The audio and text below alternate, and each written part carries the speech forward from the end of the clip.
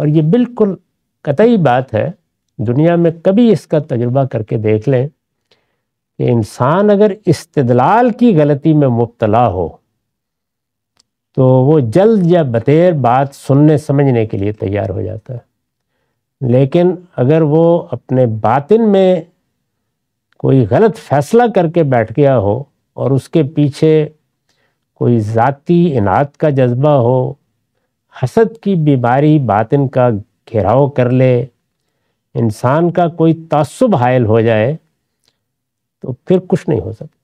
یعنی پھر ہوتا یہ ہے کہ ہر استدلال سرکشی کو بڑھاتا چلا جاتا ہے۔ اسی کو قرآن نے یہاں بتایا کہ ہم تو یہ چاہتے تھے کہ یہ چیزیں بیان کریں، تمہیں انذار کریں، خبردار کریں، لیکن ہوتا کیا ہے، تمہاری سرکشی اس سے اور بڑھ جاتی ہے۔ یہ سرکشی جب بڑھتی چلی جاتی ہے تو پھر وہاں نوبت پہنچ جاتی ہے جہاں قوم بالعموم پیغمبر کو ختم کر دینے کا فیصلہ کر لیتی۔ یعنی اب بہت تنگ کر رہے ہیں، روز کوئی نہ کوئی بات سنا دیتے ہیں، اب لوگ بھی کچھ ان سے متاثر ہونے لگ گئے ہیں، اب ان کا خاتمہ کر دینا چاہیے۔ ہر جگہ تاریخ میں یہی ہوا، یعنی جو مذہبی طبقات خاص طور پر محسوس کر لیتے ہیں تو یہی فیصلہ کرتے ہیں۔ سیدنا یحییٰ کے بارے میں دیکھیے، ان کا سر کاٹ کے ایک رقاصہ کے حضور میں پیش کر دیا گیا۔ بنی اسرائیل کے بعض دوسرے انبیاء کے ساتھ بھی یہی ہوا۔ آخر میں سیدنا مسیح آئے تو سارے مذہبی زعماء جمع ہو کر احتجاج کرنے کے لیے نکل کھڑے ہوئے کہ اس سے نجات حاصل کرنی ہے۔ یہاں تک کہ رومیوں کے اس وقت کے جو عامل تھے، گورنر تھے، انہوں نے بار بار کہا، کبھی انجیل میں پڑھیے، کہ اس کا مجھے قصور تو بتاؤ، میں کس گناہ میں اس کو صلیب دے دوں، لیکن اصرار کیا گیا، اور یہاں تک کہ پھر اپنی طرف سے صلیب دے دی گئی۔ اللہ تعالیٰ نے جو کرنا تھا وہ کیا۔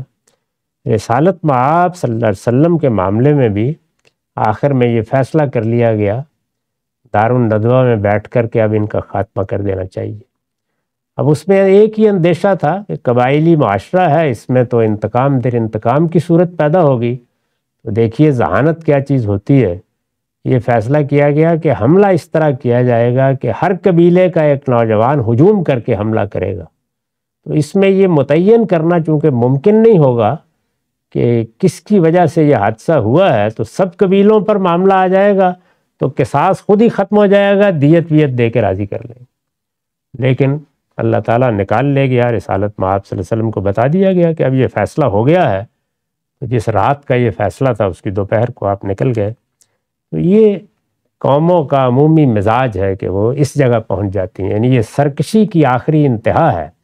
پیغمبر چند لوگوں کے ساتھ کوئی حملہ نہیں کر رہے ہوتے، لیکن گوارا نہیں ہوتے، پھر یہی داعیان حق کا معاملہ ہے، ان کے بارے میں بھی یہی فیصلہ کیا جاتا ہے۔ تو ایسے موقعوں پر پھر ہجرت کر لی جاتی ہے۔ رسول اللہ نے بھی کی، باقی پیغمبروں نے بھی کی، اور صحابہ کرام نے بھی۔ تو یہ قرآن نے بتایا ہے کہ ایسے نہیں مارے جاؤ گے، ہماری ہر دعوت، ہمارا ہر پیغام، ہر نشانی کیا کر رہی ہے؟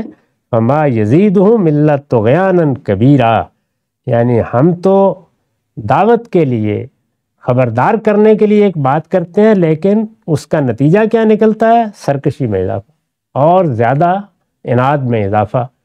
فرمایا یہ کر رہے ہو تم، اب خود غور کرو اپنی اداؤں پر، پھر اس نتیجے پر تمہیں شکایت نہیں ہونی چاہیے، یہ نکلنے والا ہے۔